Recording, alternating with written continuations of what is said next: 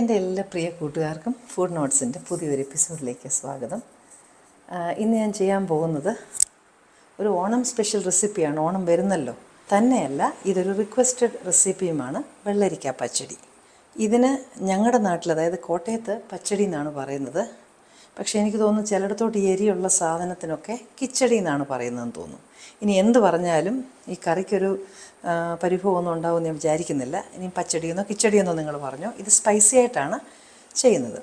ഇത് ഏകദേശം ഒരു 1/2 കിലോ ഉള്ള വെള്ളരിക്കയാണ്. പിന്നെ കുറച്ച് കറിവേപ്പില, പച്ചമുളക്, ഇഞ്ചി, കൊച്ചുള്ളി, പിന്നെ 1-2 കുഞ്ഞു സാധനങ്ങൾ കൂടെ വേണം.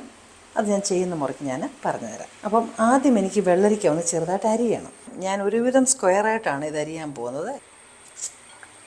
ഈ വലിപ്പത്തിലാണ് ഞാൻ അരിയുന്നത്. അത് നിങ്ങൾക്ക് ഇഷ്ടമുള്ള പോലെ അരിയാം. നീളത്തിൽ വേണമെങ്കിൽ നീളത്തിൽ അരിയാം, കുഴപ്പമില്ല.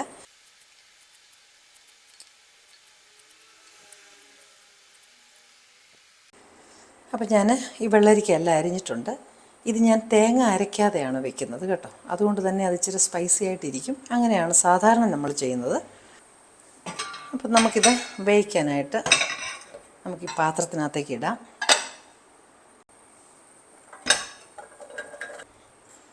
അതിലേക്ക് നമ്മൾ എടുത്ത് വെച്ചിരിക്കുന്ന പച്ചമുളകിൽ ഒരു 1-2 പച്ചമുളക്, കാരണം ഇതിൽ ആ എരിയൊക്കെ ഒന്ന് പിടിക്കാനായിട്ട്. ഒരു തണ്ട് കറിവേപ്പില, ഒരു കറിവേപ്പിലയുടെയൊക്കെ ടേസ്റ്റ് അതിലൊന്ന് പിടിക്കാനായിട്ട് അതൊന്ന് ചെറുതായിട്ട് കട്ട് ചെയ്തിടാം. കറിവേപ്പില ഇട്ടു. 1/2 ടീസ്പൂൺ ഉപ്പ്, പിന്നെ അല്പം വെള്ളം. ഇത് വെള്ളം ഒരുപാട് ആദ്യം ഒഴിക്കേണ്ടത്, ഒരു ചെറിയ കപ്പാണ്. ഇനി നമുക്കിത് കുക്ക് ചെയ്യാനായിട്ട് വയ്ക്കാം. ഒരുവിധം നല്ല തീയിൽ തന്നെ വെക്കണം. ഈ വെള്ളരിക്ക നന്നായിട്ടൊന്ന് വേകണം. അപ്പോൾ അത് അടച്ച് വെച്ച് അത് വേകട്ടെ. കൊച്ചുള്ളിയും പച്ചമുളകും ഇഞ്ചിയും ഒന്ന് ചെറുതായിട്ട് അരിഞ്ഞു വെക്കണം. കട്ടി കുറച്ച് അരിയുന്നതാണ്, എല്ലാം കട്ടി കുറച്ച് അരിയുന്നത് തന്നെയാണ് നല്ലത്. അപ്പോൾ ഇങ്ങനെ കട്ടി കുറച്ച് ഇങ്ങനെ വട്ടത്തിൽ ഉള്ളി അരിഞ്ഞു വെക്കാം. ഉള്ളി അരിഞ്ഞു. മുളകും ഞാനിതുപോലെ തന്നെ കടിക്കാതിരിക്കാനായിട്ട് ചെറുതായിട്ടാണ് അരിയുന്നത്. ഞാൻ പറഞ്ഞല്ലോ, ഒരു റിക്വസ്റ്റഡ് വീഡിയോ ആണെന്ന് പറഞ്ഞു. അതുപോലെ തന്നെ നിങ്ങൾക്ക് താല്പര്യമുള്ള വീഡിയോസ് ചോദിച്ചാൽ എനിക്കറിയാവുന്നതാണെങ്കിൽ തീർച്ചയായിട്ടും ഞാൻ പോസ്റ്റ് ചെയ്യാം. അതുപോലെ തന്നെ നിങ്ങൾ ചാനൽ സബ്സ്ക്രൈബ് ചെയ്തിട്ടില്ലെങ്കിൽ സബ്സ്ക്രൈബ് ബട്ടൺ ഇപ്പോൾ തന്നെ ഒന്ന് പ്രസ് ചെയ്യാൻ മറക്കരുത്. കൂട്ടുകാർക്കൊക്കെ ഒന്ന് ഫോർവേഡ് ചെയ്യുകയും ഷെയർ ചെയ്യുകയും ചെയ്യണം. പിന്നെ ഇഞ്ചിയും അങ്ങനെ ചെറുതായിട്ടൊന്ന് അരിഞ്ഞു വയ്ക്കാം. കടിക്കത്തക്കവണ്ണം വലുതായിട്ട് അരിയരുത്, ചെറുതായിട്ട് അരിഞ്ഞു വയ്ക്കാം. അപ്പം ഞാനിവിടെ പച്ചമുളക്, ഉള്ളി, ഇഞ്ചി, ഇതൊരു 1/2 കിലോ വെള്ളരിക്കയ്ക്കാണ് ഞാൻ ഈ മെഷർമെൻറ്റ് പറയുന്നത്. വെള്ളരിക്ക ഇങ്ങനെ തിളച്ചുകൊണ്ടിരിക്കുകയാണ്, ദേ കണ്ടോ. അപ്പം ഇതവിടെ ഇരുന്നോട്ടെ. അത് ഇടയ്ക്കിടയ്ക്ക് നോക്കണം, ഇളക്കണം. കാര്യം എല്ലാം ഒരുപോലെ വേകണം, വെള്ളം പറ്റി കരിഞ്ഞു പോകരുത്. അടുത്ത ഫ്ലെയിം കത്തിച്ച് നമ്മുടെ ചീനച്ചട്ടി റെഡിയാക്കി വയ്ക്കാം. ചട്ടി നല്ലപോലെ ചൂടാകുന്നുണ്ടെങ്കിൽ നമുക്ക് വെളിച്ചെണ്ണ ഒഴിക്കാം. കുറച്ച് കടുക് ഇട്ടാൽ മതി ഇപ്പം. കാര്യം കടുക് ചതച്ച് നമുക്ക് പിന്നീട് ഇടണം. അത് പൊട്ടാൻ തുടങ്ങുന്ന സമയത്ത് തന്നെ നമുക്ക് ആദ്യം പച്ചമുളക് ഇടണം. കാര്യം പച്ചമുളക് നന്നായിട്ടൊന്ന് ഫ്രൈ ആകണം. അതിനുശേഷം നമുക്ക് ഈ ഇഞ്ചി, അതുപോലെ തന്നെ നമ്മൾ അരിഞ്ഞു വെച്ചിരിക്കുന്ന ചുമന്ന ഉള്ളി രണ്ടും ഇട്ട് കൊടുക്കാം. നന്നായിട്ട് ഇളക്കി നന്നായിട്ടൊന്ന് മൂക്കട്ടെ. ആ ഉള്ളിക്കൊന്ന് ഉപ്പ് പിടിക്കാനായിട്ട് ഒരു 1/4 ടീസ്പൂൺ ഉപ്പും കൂടെ നമുക്ക് ഇട്ട് കൊടുക്കണം. അതായത് ഉള്ളി ഒരു ഗോൾഡൻ ബ്രൗൺ ആകണം. കരിഞ്ഞു പോകരുതേ. ഉള്ളി കരിഞ്ഞു പോയി കഴിഞ്ഞാൽ പിന്നെ കൈവിട്ടു പോയി, പിന്നെ പച്ചടി ഒന്നിനും കൊള്ളത്തില്ല. നമ്മുടെ വെള്ളരിക്ക എന്താണെന്ന് നോക്കണ്ടേ. വെള്ളരിക്ക കണ്ടോ, കുറച്ച് വെള്ളം കൂടെ പറ്റാനുണ്ട്. ആ വെള്ളം കൂടെ പറ്റുമ്പോഴത്തേന് വെള്ളരിക്ക നന്നായിട്ട് വേകും.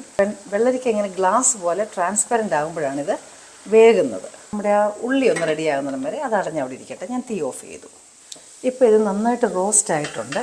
ഈ സമയത്ത് നമുക്കിതിനകത്തേക്ക് ഒരു ശകലം കറിവേപ്പില ഞാൻ ആദ്യമേ ഇടണ്ടെന്ന് പറഞ്ഞാൽ അതങ്ങ് മൂത്ത് പോവും. അതുകൊണ്ടാണ്. 2 വറ്റൽമുളക്, നമ്മൾ വേവിച്ച് വെച്ചിരിക്കുന്ന വെള്ളരിക്ക ഇതിനകത്തേക്ക് ഇടാം. ഈ വെള്ളരിക്കകത്ത് ശകലം വെള്ളം ബാക്കിയുണ്ടെങ്കിൽ ഒരു കുഴപ്പമില്ല. ഇപ്പം നമുക്കതങ്ങ് ശരിയാക്കി എടുക്കാം. അപ്പം അത് വെള്ളം പറ്റുമ്പോഴത്തേന് ഈ ഉള്ളിയുടെയും ഇതിൻ്റെ എല്ലാം ടേസ്റ്റ് വെള്ളരിക്കകത്തങ്ങ് പിടിച്ചോളുകയും ചെയ്യും. ഇതിലൊരല്പം വെള്ളം മയമുണ്ട്. അത് സാരമില്ല, ഒരുപാട് വെള്ളമാകരുത്. പച്ചടി വെള്ളം വിട്ട് കിടക്കും, അത് കൊള്ളത്തില്ല. ഈ സമയത്ത് നമുക്ക് ഇതിലേക്ക് അധികം പുളിയില്ലാത്ത തൈര്, കാരണം നമ്മൾ തേങ്ങ അരയ്ക്കുന്നില്ലല്ലോ, അപ്പോൾ അതുകൊണ്ട് ഒത്തിരി പുളിയുള്ള തൈര് ഒഴിക്കരുത്. അപ്പം ഇതിന് നമ്മൾ 2 കപ്പ് തൈര് ഞാനിപ്പോൾ ഇതിനകത്തേക്ക് ചേർക്കുകയാണ്. ഇനി നിങ്ങൾ തീ ഞാൻ കുറച്ചിട്ടിട്ടുണ്ട് കേട്ടോ. കാര്യം ഒരുപാട് തീ വെച്ച് തൈര് ചെയ്താൽ തൈര് പിരിഞ്ഞു പോകും. ആ തൈരൊന്ന് ചൂടാകാനേ പാടുള്ളൂ.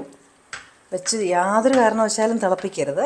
ഈ തൈര് വെള്ളമായി കഴിഞ്ഞാൽ ഉടൻ തീ ഓഫ് ചെയ്യുക, മറക്കരുത്, പിരിഞ്ഞു പോകും. അല്ലെങ്കിൽ ഞാൻ ഈ അടുപ്പയിൽ നിന്ന് തന്നെ ഇത് മാറ്റുകയാണ്. കാരണം എന്താണെന്നറിയോ, ഇത് അതേ ചൂട് കൂടുതൽ അടിച്ചു കഴിഞ്ഞാൽ അത് ചിലപ്പോൾ പിരിഞ്ഞു പോകും. അതുകൊണ്ട് ഞാനത് മാറ്റി വെച്ചു. തീ ഓഫാക്കി. ഒരു 1/4 ടീസ്പൂൺ കായം, പിന്നെ ഇത് കടുക് ചതച്ചതാണ്. ഇതെന്തായാലും ഇടണം. ഇതാണ് ഈ പച്ചടിയുടെ പ്രത്യേക രുചിയുടെ രഹസ്യം. കടുക് പൊട്ടിക്കുന്നതല്ല, കടുക് ചതച്ചിട്ടത്. ഉപ്പ് പോരായെങ്കിൽ ഒരല്പം ഉപ്പും കൂടെ നമുക്ക് ഈ സമയത്ത് ഇടാവുന്നതാണ്.